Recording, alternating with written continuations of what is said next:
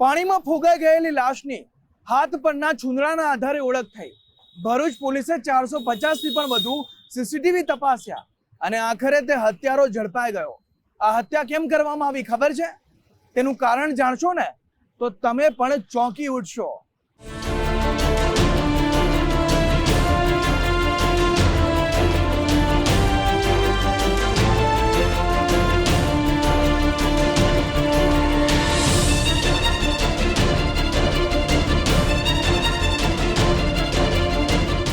ક્યારેક મનગમતી વ્યક્તિને પામવા માટે થઈને એક વ્યક્તિ બીજાને મોતને ઘાટ ઉતારી નાખે છે, તો ક્યારેક 10 કે 100 રૂપિયા જેવી બાબતમાં પણ લોહી રેડાય છે।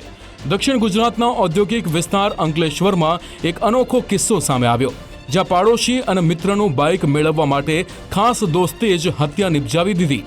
અંકલેશ્વરના ડઢાલ સાગબારા બ્રિજની નીચેથી એક અજાણી લાશ મળી આવી।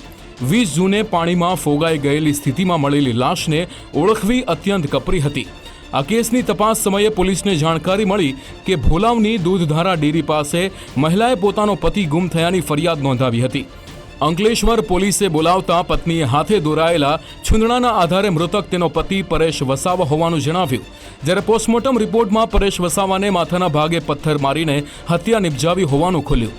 જે બાદ હત્યારાને પકડવા માટે અંકલેશ્વર પોલીસ અને ભરૂચ ક્રાઇમ બ્રાન્ચની ટીમે ભરૂચ અને અંકલેશ્વર પંથકમાં 450 સીસીટીવી ફૂટેજ ચકાસ્યા। આ ઉપરાંત દુકાન, હોટેલ અને પેટ્રોલ પંપ નજીક સંખ્યાબંધ લોકોને મૃતક અને શંકાસ્પદ ઇસમનો સ્કેચ બતાવીને ઓળખ કરવાના પ્રયાસ કરાયા।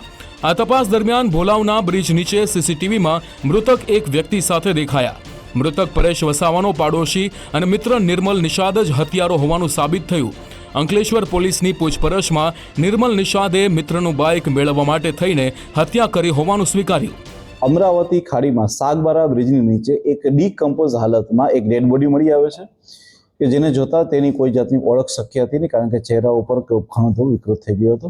આ હાલતમાં પોલીસ દ્વારા તાત્કાલિક જ સુરત ખાતે ફોરેન્સિક એફએસએલ કરવા માટે ડેડ બોડીને મોકલી દેવામાં આવે છે અને ત્યારબાદ ડેડ બોડીના ફોટા અને બધું લઈ અને વ્યક્તિની ઓળખાણ માટે ખૂબ પ્રયત્ન કરવામાં આવે છે, જેને આધારે અલગ અલગ અનેક સીસીટીવીઓ, ત્યારબાદ અલગ અલગ જગ્યાએ તેના હાથ પરના છૂંદડા, એના કપડાનું વર્ણન, આ બધું કરીને અઢળક જગ્યાએ તેના ફોટોગ્રાફર દેખાડવામાં આવે છે।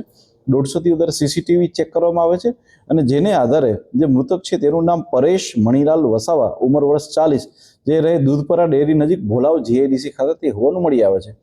મીનવાઇલ સુરત ફોરેન્સિક ખાતેથી ખ્યાલ પડે છે કે જે વ્યક્તિની ડેડ બોડી છે તેનું મૃત્યુ કોઈ તીક્ષ્ણ વસ્તુઓ દ્વારા તેના માથામાં મારવાથી થયું હોવાનું સામે આવતા પોલીસ દ્વારા 27/6ના રોજ તત્કાલ ધોરણે 103(1) BNS પ્રમાણે મર્ડરનો ગુનો દાખલ કરવામાં આવે છે અને આગળની તજવીજ ખૂબ આગળ વધારવામાં આવે છે। મૃતક પરેશ વસાવા પાસે નિર્મલ નિષાદે અગાઉ પણ વારંવાર બાઇક માંગ્યું હતું, જો કે પરેશ આપતો ન હોવાથી તેણે બાઇક મેળવવા માટે થઈને હત્યાનું ષડયંત્ર રચ્યું। આ ઝડપાયેલો હત્યારા નિર્મલ નિષાદનો ગુનાહિત ભૂતકાળ હોવાનું પોલીસની પ્રાથમિક તપાસમાં સામે આવ્યું છે। વર્ષ 2025માં અંકલેશ્વર બી ડિવિઝન અને ભરૂચ એ ડિવિઝન પોલીસ સ્ટેશનમાં નિર્મલ નિષાદ વિરુદ્ધ ચેઇન સ્નેચિંગના 2 ગુના દાખલ થયા છે। જેનું નામ છે નિર્મલ રાજુ નિષાદ, ઉંમર વર્ષ 20, જે મૂળ રહે છે ઉત્તર પ્રદેશ અને અહીંયા દૂધધારા નજીક રહે છે અને આ વ્યક્તિના ટચમાં છેલ્લે 1 વર્ષથી હતો, તેની સાથે છેલ્લે જોવામાં આવ્યો હતો અને ત્યારબાદ ઇન્ટ્રોગેશનના આધારે અને અલગ અલગ બીજી ટેકનિકના આધારે પોલીસને સફળતામાં હાથ ધરે છે કે જેમાં વ્યક્તિ દ્વારા માત્ર તેનું મોટરસાયકલ પડાવી લેવાના હેતુ પાર ના આવતા તેણે વ્યક્તિનું પથ્થરથી મૃત્યુ નિપજાવ્યું હતું અને ત્યારબાદ જે ત્યાંથી એ ડેડ બોડીને ડમ્પ કરી અને ફરાર થઈ ગયા હતા।